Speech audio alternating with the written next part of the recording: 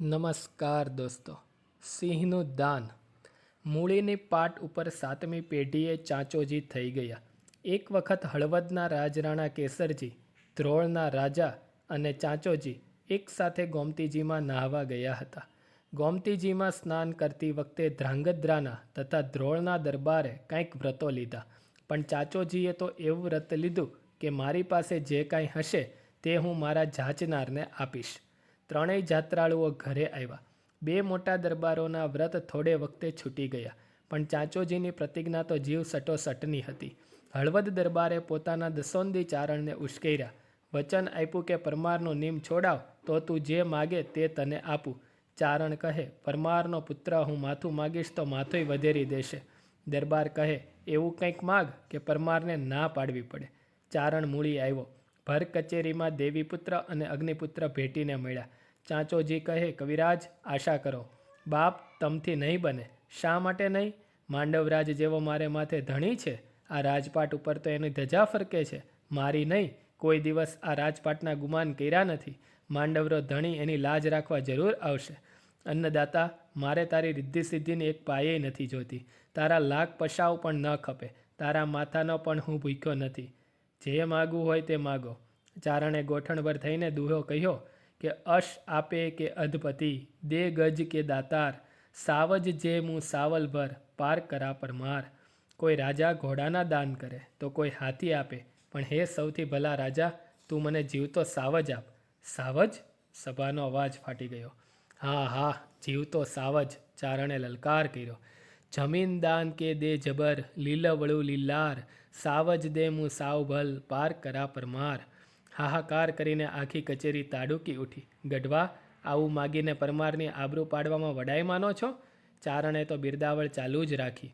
ક્રોડ પસા દે કવ્યંદને, લાખ પસા લખવાર, સાવજ દે મું સાવભલ, પાર કરા પરમાર. દોઢા રંગ તુને દવ, સોઢા બુદ્ધિ સાર, મોઢે ઉજળે દે મને, પાર કરા પરમાર. ચાંચોજીના મુખની એકેય રેખા બદલી નહીં. મોં મલકાવીને એણે કહ્યું, કવિરાજ, આવતીકાલે પ્રભાતે તમને સાવજ દાન દેશું. મધરાતે માંડવરાજના થાનકમાં જઈને ચાંચોજીએ અરજ ગુજારી, એ સૂરજદેવ, જીવતો સાવજ સી રીતે દઉં? તારી ધજા લાજે નહીં એવું કરજે દેવ. દેવળના ઘુમ્મટમાંથી ધણધણાટી દેતો અવાજ આવ્યો. હે ક્ષત્રિય, એમાં મારી પાસે શું આવ્યો? મારા ડુંગરમાં આટલા સાવજ ડણક દઈ રહ્યા છે. તું ક્ષત્રિય છો, એમાંથી એકાદને ઝાલી લે.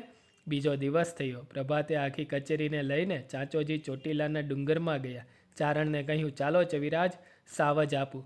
પરમારના ચારણોએ બિરદાવળ ઉપાડી. પાંચાળી ચીર પૂરિયા, વિઠ્ઠલ તે વણપાર, શરમ રાખ્યા ચાંચા તણી, જગદીશણ ગજતાર. ત્યાં તો ત્રાડ દેતો એક સિંહ નીકળ્યો. દોટ કાઢીને ચાંચોજી એના કાન ઝાલ્યા. બકરી જેવો બનીને સિંહ ઊભો રહ્યો. પરમારે બૂમ પાડી, લ્યો કવિરાજ, આ સાવજના દાન. ચારણ પાછે પગે ભાગવા લાગ્યો. ત્યારે ચાંચોજીએ સાદ કર્યો, ગઢવા, 9 લાખ લોબડિયાળીઓ લાજે છે. અરે, તું કોઈકનો શીખ્યો મારી લાજ લેવા આવ્યો ને હવે ભાગ્યો? સાવજ ભાળી સામહો, ભડક્યા કેમી ભાગ, પાથું પાછા પાગ, ભરવા ન ઘટે ભડજને. દાન માગતી વખતે ગઢવી એ વાત ભૂલી ગયેલો કે દેવા કરતાં લેવું ભારે પડશે, અને એકવાર માગેલું દાન સ્વીકાર્યા વિના તો બીજો કોઈ ઉપાય નહોતો. ચારણનો વંશ લાજે.